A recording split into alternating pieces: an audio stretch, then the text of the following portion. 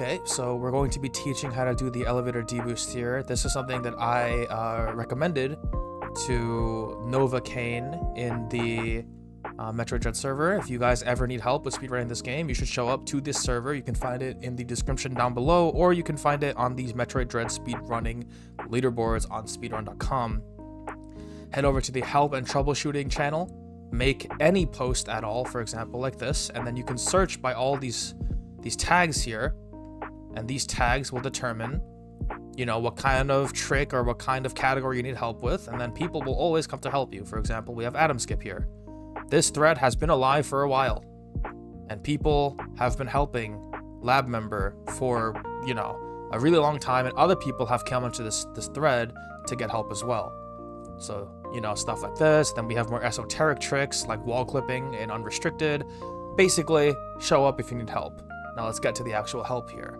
So we have the fastest, from what I understand, and most consistent fastest, you know, together, deboost that we have so far. This one is probably the hardest one to do that's actually good. And what I mean by that is there are other setups that are more difficult than this one to some degree. However, they're not very good. So I ignore them because they're slower than this one. So what is the point of doing the harder, slower one when you can just do the faster, less hard one? You know what I mean? All right, so moving on. The start of the trick is always the same. You're going to double missile this Clada. I think it's called a Clada. And then you're going to do a max height jump, but you're not gonna hang there for too long. You're gonna go up here and you're going to wall jump off as soon as you reach your max height. All right, but do it after you've confirmed that you reach your max height. So once that happens, you're going to basically wall jump, and then this means you're holding B to wall jump. You're going to continue holding the B button to get a max height wall jump here, and you're going to continue holding right as well, because the goal is to get hit by this fly, rebound into this ledge and grab it, and you cannot grab that ledge without holding right, and you cannot hit the fly without holding B to get the max jump height. Makes sense so far. Once that happens, right, once you get to that point where you get hit by this fly, you're going to let go of B around here. Now why is that? Because we're going to be re-grabbing this ledge by holding right, or grabbing this ledge we're holding right, and then we're going to quick hop it by repressing B. So at some point here, after getting hit by the fly, so let's call this fly hit, right? This goes into, you know, we're holding B as well the entire time. Once we reach the ledge, right, we let go of B, and then we re-hold B again. Now this is gonna take some time getting used to, okay? Because it happens kind of quickly, but don't worry, you can do it. It's not that, you know, serious. You can always just keep trying it over and over and over, leave the room, come back into the room, try again, right? This part's not the most technical part of the trick. Now, this rehold B is here for one reason, right? It's so that you can quick hop the sledge.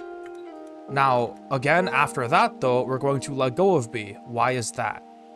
Because we don't want to do a high jump like this. We want to do a low jump like this.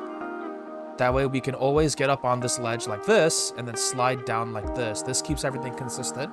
It's also the fastest way down to the bottom of the floor.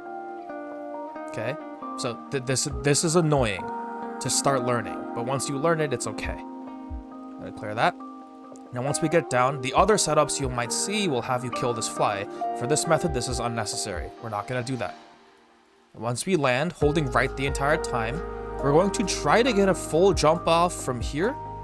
And then as we go up the jump arc, we're going to melee this fly out. And there's another fly over here we're going to missile. Right? So just going frame by frame here. This one's a little more important. Right? I'm going to try to get my jump off on that line. I'm a little behind the line, but that doesn't matter. Right? So on the jump arc up, I don't really have a cue for this melee either. I just kind of feel it. Whenever I can hit the fly is when I melee. So I'm going to melee the fly out. And then as I'm falling, this part I've gotten down to rhythm. I'm going to shoot this other fly. I'm not even looking at this guy anymore once I learn the rhythm. Right? I just know, like, melee, missile. That's kind of the rhythm. Thwack, boom. That's the melee. That's the rhythm, right? get rid of him, and then once I land, I do a running melee. This is because it auto times my next move. Once I recover from this melee, I'm going to do a full jump, right? And then do a wall jump, and then free aim upright. Okay. And this will boost me up. Now, that didn't look too bad. Now, where is the difficulty? So the difficulty actually lies in where this fly ends up right here. So this fly can be anywhere from like this range after the melee, depending on when you melee. We're only human. We can't melee on the way up the same place every single time. We can't jump from the same place every single time. So you have to figure out where this fly is going to be here. Now, in my case, I got, you know, this I consider to be good RNG. The fly is further away from this ledge. So when it does start hitting me, right, around here, it's in a pretty good spot to boost me from this position. Now, what happens if the fly is down here? Now, that's an issue because the angle is inherently more difficult. So when you have the fly over here, right, you have to do the steps like this, but instead of having a weird angle, you get knocked horizontally like this. Now, this is really comfortable. Now, what happens if the fly is down here? Right? You have to fall into it this way and have it hit you up this way. And that's a little weirder. So I don't know if I have an example of this, but I'm gonna hope that it's here. It's not. This one I got a high one as well. So what you're supposed to do in that situation is you're supposed to delay your jump up. So I'm just gonna keep looking for something. I'll cut to it if I need to. You have to intentionally play poorly so you can't PB. Oh, this is one of those cases where I missed the melee actually and it just worked. There you go. You can miss and it still works. How about that? So here I found the example I'm looking for. So here we're gonna see that I missed the fly, but also the fly is in a bit of a lower position. We'll take a look at both positions of the fly here. Okay. So you'll see from this position, the fly is down here meeting this black bar. But in this position, the fly is up here away from the black bar. So when the fly is higher, you can just do your full jump and just go. But when the fly is lower, you kind of have to delay your jump such that you're falling into it. You'll see from this frame loss here. Right, at this point, I'm over the fly. So when it hits me, I'll be going up and over instead of to the, you know, just to the right. That's why my angle has me popping up like this. Does that make sense? So just get some reps in and hopefully you'll be able to figure it out.